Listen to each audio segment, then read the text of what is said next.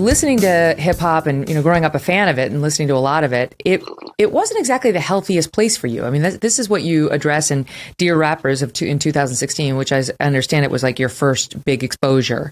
And, right. I think that's worth spending a minute on. So, because I don't listen to a lot of hip hop, I have to be honest, but what I hear, I agree. It's not the most uplifting messages. It's like country's like got sad songs that have like a positive message at the end, like heartbreak, but it'll take you to the good place in the end. My impression of a lot of the hip hop songs is like you say, like it's about money and it's about drugs and it's about things that we shouldn't be valuing. And it's not to say it drove you into this dark place, but it sounds like it certainly didn't help. Yeah.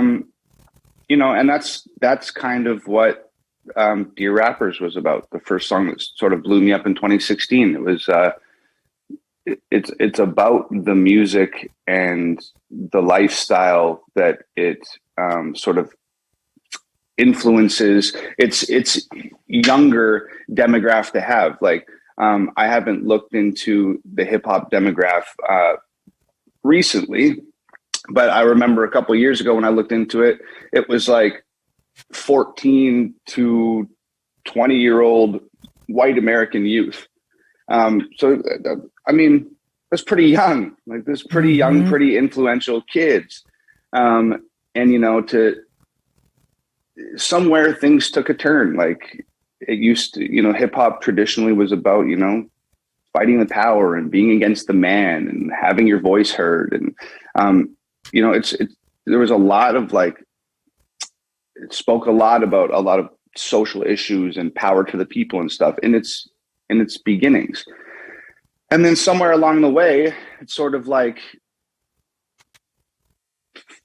started veering into, it was ultra sort of violent, and you had like sort of the gangster era of everything. And then it kind of went from there into this new version of what hip hop is, which is a hyper commercial marketing vehicle for a bunch of different products. And it seems to lean pretty heavily on like prescription pill abuse and party culture and like all of these things. And it's sort of evolved, not all hip hop, but a lot of hip hop. A lot of it's it sort of morphed in. Yeah. It's sort of morphed into that zone.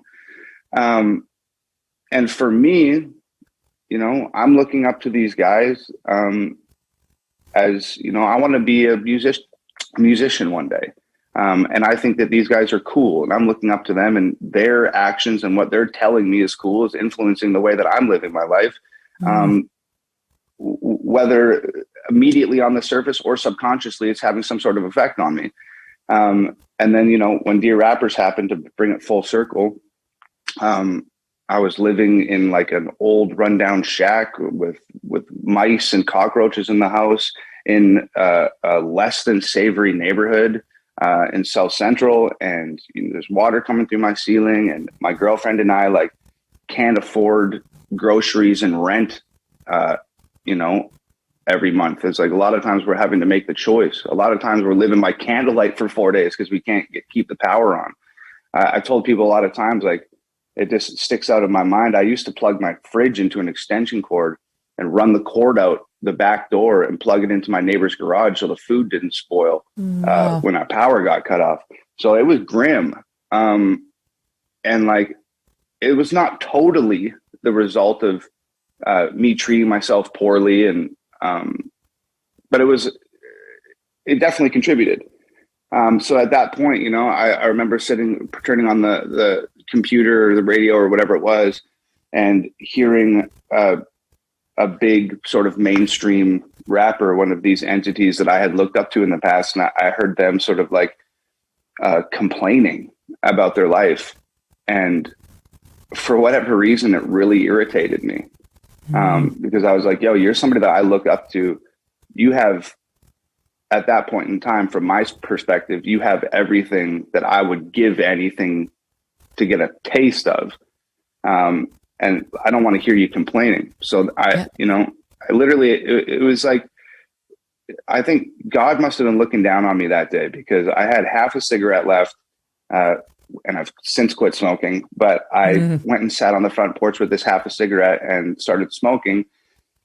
And by the time that cigarette was done, I just started writing Dear Rappers. And I started writing this sort of open letter to the hip hop community about what I was seeing from the outside looking in. And it didn't take any longer than 15 minutes. I don't even remember stopping to think about any of the words. It was seriously like God knew that I was in a situation, and he like spoke through me for 15 minutes. It was the easiest song I ever wrote. And it was the song that changed mine and Nova's lives. I remember getting up from the stair and walking into the house, and I said, Nova, I just wrote the song that's going to change everything.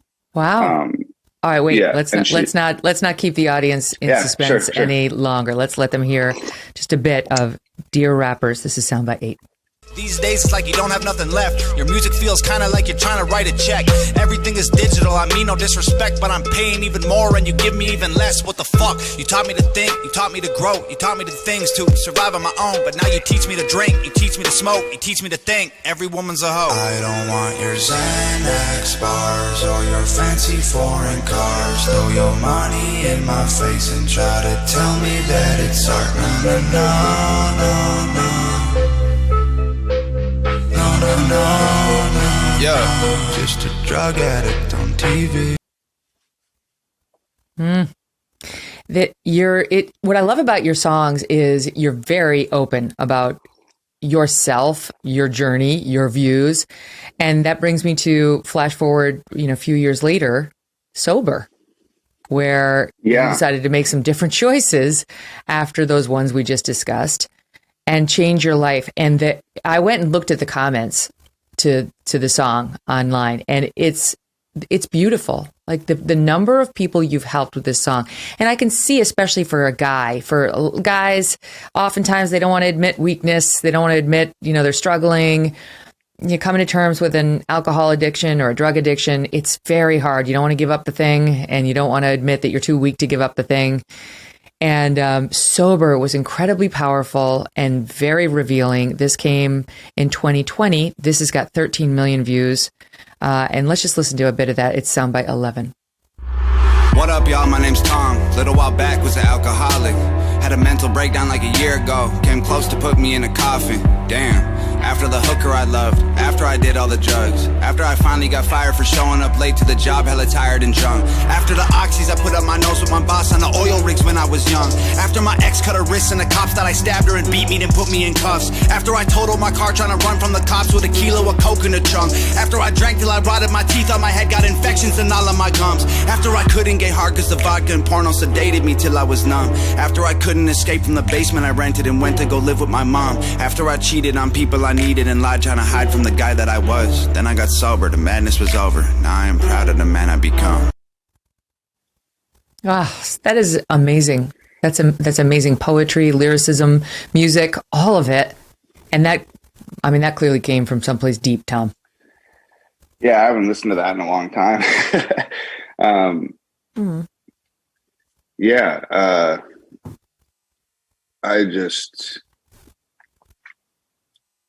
It's just so scary to look back at that time of my life and know that I was so close to, I was so close to not making it out of that.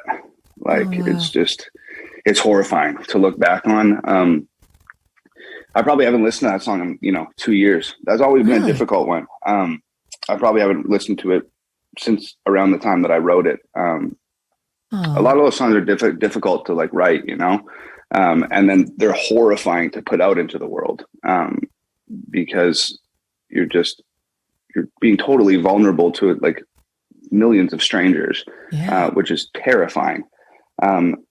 So after you kind of get through that, those phases, writing it down, putting it out into the world, you feel like you sort of crossed the finish line, and sometimes you just don't ever want to look back. So But you did it, like for a reason, and maybe you don't know what the reason is at the time. I know you say you do it for yourself. You do it for your fans too. You're not doing it for money.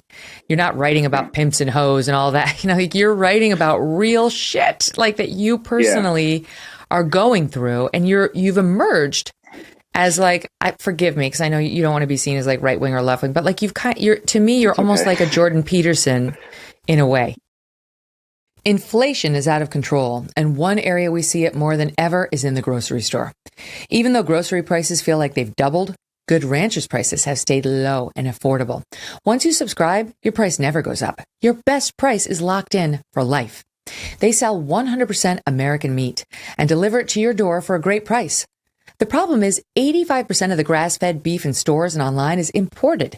Shop Good Ranchers for all of your beef, chicken, and seafood needs, and you know you're buying American. Their beef is prime and upper choice, the two highest grades possible. They sell amazing steaks like ribeyes, T-bones, New York strips, and more. Get steakhouse quality at home with Good Ranchers. Good Ranchers takes the guesswork out of the meat aisle. Having them in your fridge makes mealtime easy, convenient, and less stressful. Plus, their packaging makes it easy to cook what you want and save the rest. Their animals are ethically raised and sustainably sourced. They do things the right way, and it shows in every box. Go to goodranchers.com/Megyn for $30 off and free express shipping. goodranchers.com/MEGYN. Good Ranchers. American meat delivered.